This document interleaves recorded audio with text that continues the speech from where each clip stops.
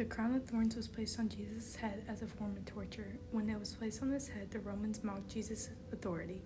The relic of the crown was transferred from Jerusalem to Constantinople by 1063. The French king Louis IX took the relic to Paris in 1238, and he had Sainte-Chapelle to house it. The thornless remains are kept at Notre Dame Cathedral in France. The crucifixion has a long and deep history of being a torture method and a way of killing a criminal during biblical times. It was capital punishment at the time and is known as one of the most painful and cruel ways of punishment. Crucifixion was most likely originated by the Assyrians and Babylonians. The Romans mostly applied this death to slaves, disgraced soldiers, Christians, and foreigners. This form of punishment was used by the Persians, Carthaginians, and Romans. Pilate was the fifth governor of the Roman province of Judea, serving under Tiberius. Pilate was appointed as a supreme judge, which meant he was able to carry out executions. Pilate was the one who sentenced Jesus to death by crucifixion. When the soldiers brought him into the courtyard, which is the governor's headquarters, they called together a group. They gave him a purple cloak and the crown of thorns. They began to salute him and said, "Hail, King of the Jews." The group hit him with a reed, spit on him, and knelt down in front of him.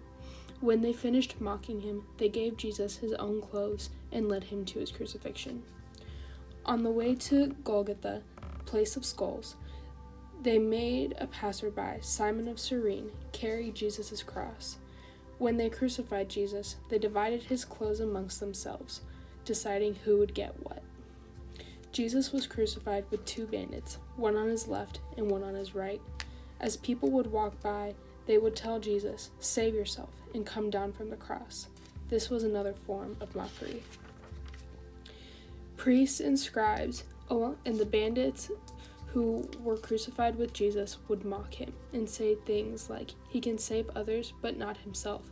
Let the Messiah, King of Israel, come down from the cross so we can see and believe." At noon, darkness covered the land. At 3:00, he cried out, my God, why have you forsaken me?" As bystanders watched the scene in front of them, they began to serve him sour wine on a sponge, while others waited. After a loud cry came from Jesus, he took his last breath, and at this time the curtain of the temple tore in half from top to bottom. When the centurion saw the scene, he said, "Truly, this man was God's son." Women watched the scene in the distance. Some of them were Mary Magdalene and Mary, the mother of James. Jesus' resurrection in Mark 15:42 to 16:8, it starts off with Joseph of Arimathea wanting the body of Jesus because it was now preparation day, or the day before the Sabbath. But Pilate didn't know if he was dead or not, so he asked one of the centurions if he was dead, and when he knew about it, he gave the body to Joseph.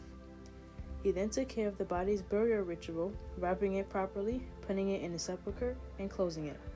Mary Magdalene and Mary, the mother of Joseph, saw where Jesus was laid, so right after the Sabbath ended, Mary, mother of James, and Salome brought spices to anoint Jesus' body. However, very early, on the first day of the week, when they got there, the stone was blocking the door, and they needed help and didn't know who could help them. When they turned around to look back at the sepulchre, it was moved, and going into it, they saw a young man which was sitting there where Jesus lay, and had gotten frightened from the sight. The person they saw calmed them down and told them that Jesus was now risen. He was not there anymore. He then instructed them to tell Jesus' disciples and Peter that Jesus goes before them to Galilee, and there they will see him. So they left quickly and didn't say anything to anyone because they were afraid.